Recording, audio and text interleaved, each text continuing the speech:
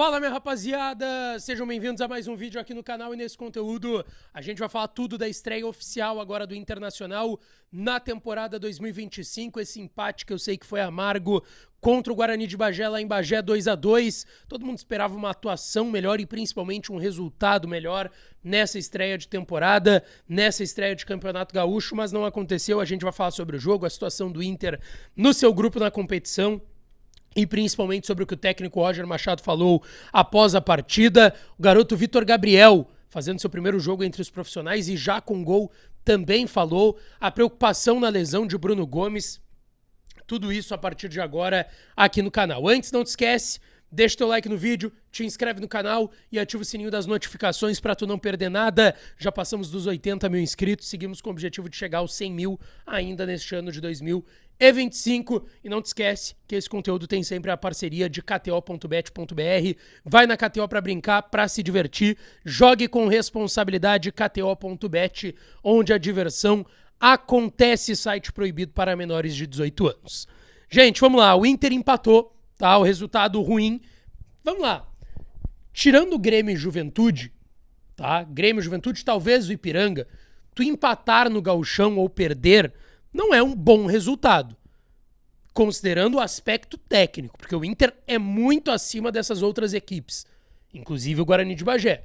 Agora, se a gente vai pegar a dificuldade que tem o Gauchão de gramado, estrutura, iluminação, pressão ali do estádio mais acanhado, menor, o fato do Inter ter tido muitos desfalques, Rocher, Rogel, Tabata, Gabriel Carvalho, Ener Valência, Ricardo Matias está na seleção, dá pra dar um desconto. E também por ser estreia da temporada. Vamos lá. O jogo contra o México foi muito mais um evento do que um jogo, de fato. Ali a perna já pesou, hoje também pesa. Tá? Então a gente tem que entender isso. Mas a gente não pode se eximir de alguns detalhes que a gente tem que considerar aqui. De que, de fato, foi um jogo com alguns momentos de superioridade do Inter, não foram todos dentro do jogo, tá? E de muitas desatenções. Talvez por ter muitos garotos em campo. Pode ser. Pode ser, até o Roger falou sobre isso na coletiva e eu vou chegar lá, tá? O Inter acaba empatando em 2-2, abre o marcador com um pênalti clamoroso, que pra mim é um absurdo.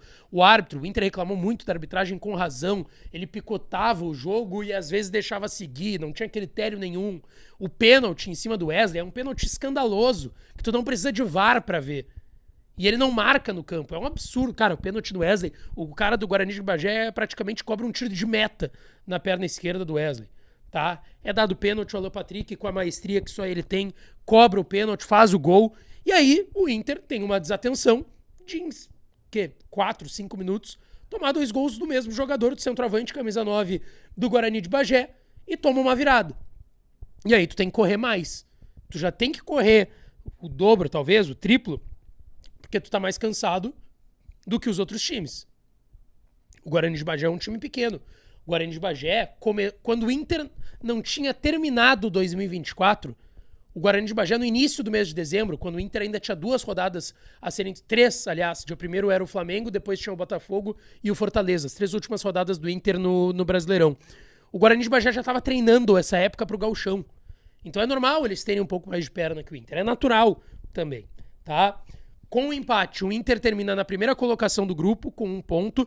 O Caxias joga ainda, o Ipiranga também, e o Pelotas perdeu o seu jogo, tá? 0 pontos ainda, mas claro, tem rodada, é primeira ainda, tem muita coisa para acontecer. Vamos ver. Aí, lembrando que só o primeiro classifica e o melhor segundo de todos os grupos, melhor segundo geral, para a próxima fase. O que a gente tem que colocar aqui, tá? 2 preocupações. Cleiton Sampaio e Bruno Gomes saíram sentindo o joelho. A situação que mais preocupou foi o Bruno Gomes. E o Inter ainda não notificou o que aconteceu. Quando o Bruno Gomes lesionou, o que aconteceu? O garoto Pablo teve que entrar na esquerda para o Brian Aguirre, que começou improvisado na esquerda, voltar para sua posição de origem, que é na direita. Se o Bruno Gomes tiver uma lesão mais séria, o Aguirre não foi bem hoje, vai ter que ser o lateral direito. E aí, na esquerda, o que tu vai fazer? Tu vai ter que colocar o Bernabei sem ter feito uma pré-temporada completa. Então, essa situação do Bruno Gomes preocupa. A do Cleiton também, porque a gente não sabe o estado que vai estar o Rogel pro jogo de sábado, 4h30 no Beira-Rio, contra o Juventude. Então, são situações preocupantes, sim, principalmente a do Bruno Gomes, que estava jogando muita bola, terminou a temporada jogando muita bola e com 5 minutos sentiu muitas dores no joelho e teve que sair. Vamos ver e torcer para que não seja algo mais grave. Bom, Depois da partida, o técnico Roger Machado falou, tá? Ele destacou que do ponto de vista físico, por ser uma estreia, o Inter, na visão dele, suportou bem, que era um jogo tenso, que o árbitro também deixou o jogo mais tenso. O Roger reclamou bastante da arbitragem, que ele deixava muitas vezes o jogo seguir sem apito, em outros momentos não. Que ele teve que voltar com uma alteração quando o Inter estava perdendo, termina o primeiro tempo perdendo, teve que voltar com alterações. Ele bota o Bruno Henrique de primeiro volante e tira o Luiz Otávio, que eu achei estranho, porque quem estava mal não era o garoto Luiz Otávio, era o Thiago Maia. Ele vê que foi um jogo equilibrado, tá? Ele disse que teve a entrada breve do Pablo na esquerda, a saída do Cleiton Sampaio também para a entrada do Vitor Gabriel, mas que a equipe vai evoluir jogo a jogo, tá? Ele destacou ainda também sobre bola aérea, né? Mais uma vez o Inter toma gol de bola aérea da equipe do Guarani de Bagé. O segundo gol foi de cabeça, uma bola aérea no meio da zaga do Internacional. Ele disse que 30% ou 40% de média de gols de bola aérea nesses campeonatos agora estaduais, e que não é uma exclusividade do Inter, que ele vê muito mais como uma falta de atenção do que de fato um problema crônico da defesa do Inter, esses gols sofridos de bola aérea. Só que vamos lá, né, Roger? O Inter toma muito gol de bola aérea desde o ano passado. Isso sempre se reclamou da defesa do Inter, e eu lembro de ser reclamado na época do Mano, se reclamou um pouco menos talvez com o Kudê, e agora volta a se reclamar com o Roger de muitos gols de bola aérea. Ele acredita que tenha sido muito mais uma desatenção circunstancial do momento e do jogo de hoje do que um problema crônico da sua equipe. E ele falou muito sobre essa questão de desatenção. Ele foi questionado, por exemplo, se o fato de ter muitos garotos da base também não tenha propiciado na defesa ali essa desatenção. O Antony é um garoto da base, mas que já é um pouco mais calejado a profissional. O Vitor Gabriel até fez o gol, mas é um garoto fazendo a sua estreia no profissional também. Tinha o Pablo ali. O Roger disse que não, que ele não acha que a desatenção foi por eles serem garotos, que foi algo do jogo e algo natural de uma partida de futebol. Ele não quis atribuir aos garotos sobre isso.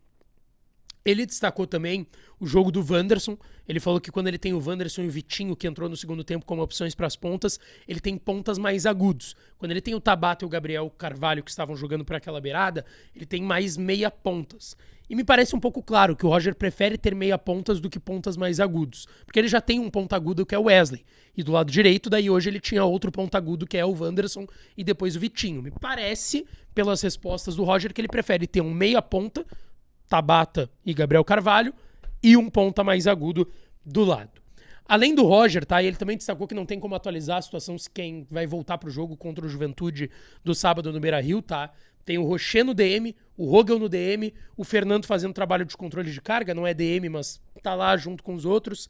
O Ener Valencia com desconforto na coxa, o Tabata, o Gabriel Carvalho volta só em 2 meses, esses outros, Rocher, Rogel, Ener Valencia, Tabata, não tem previsão, Fernando também não.